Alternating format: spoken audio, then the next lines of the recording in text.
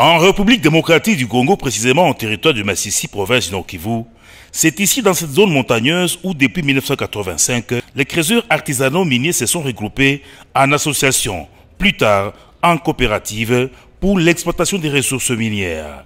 Il s'agit de la coopérative des exploitants artisanaux miniers du Massissi, Coopérama en sigle.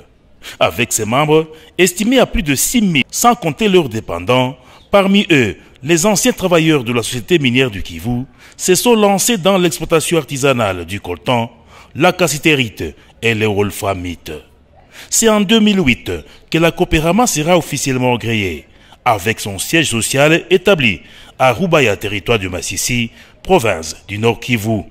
Cette coopérative est très structurée, avec différents organes, de l'Assemblée générale en passant par le conseil d'administration, différentes commissions, des départements jusqu'aux coordinations des secteurs. Son bureau de liaison est situé au quartier Keshero, avenue de la Pacification numéro 257, en ville de Goma. La Coopérama exerce ses activités dans les 6 sites qualifiés, dans la concession couverte par le PE 4731 et le PE 76. Selon les statistiques de la production rendue publique en 2022, la Coopérama a produit 523 tonnes de coltan, 143 tonnes de la cassitérite, 13 tonnes de wolframite au cours de cette année 2022, ce qui a permis de faire entrer dans les trésors publics de l'État congolais un montant d'1 million de dollars américains comme taxes et impôts. Le coltan dont on parle ici est parmi les minéraux stratégiques de la RDC. La province du Nord Kivu regorge entre 60 et 70% des réserves mondiales. Ces minéraux très recherchés sur le marché mondial interviennent dans la fabrication de téléphones portables et autres appareils électroniques.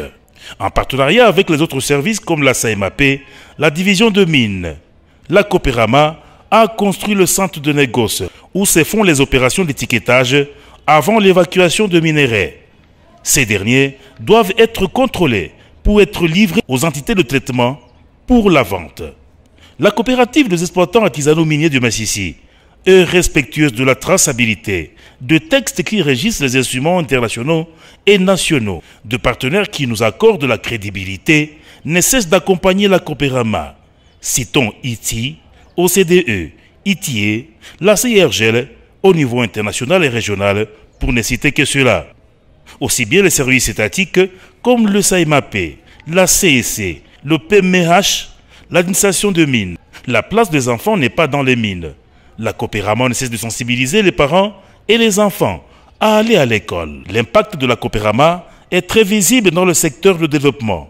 Visitez par exemple la ville de Goma, un regard touristique sur la ville, un boom immobilier est vérifiable depuis les 20 dernières années. Rubaya, l'agglomération qui avait 500 ménages, s'est transformée en une grande cité. Avec plus d'1 600 000 habitants du territoire du Massissi, ces derniers s'occupent de l'agro-pastoral. La Coopérama réfléchit en projet et prépare l'après-mine. Ils accompagnent les membres à s'investir dans l'agriculture et l'élevage.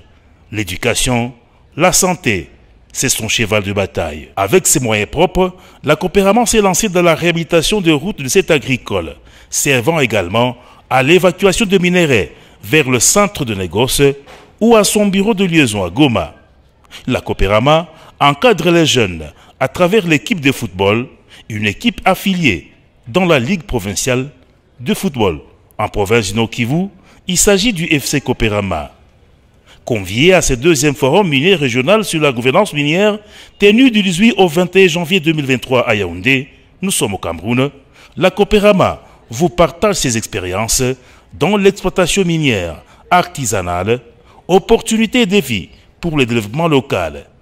Parmi ces grandes recommandations et défis, le manque d'accès aux capitaux financiers, la Coopérama souhaite dans l'avenir migrer de l'artisanat vers l'exploitation à petite échelle, que le pays africain songe à la transformation locale de nos produits miniers en vue d'être compétitifs sur le marché mondial.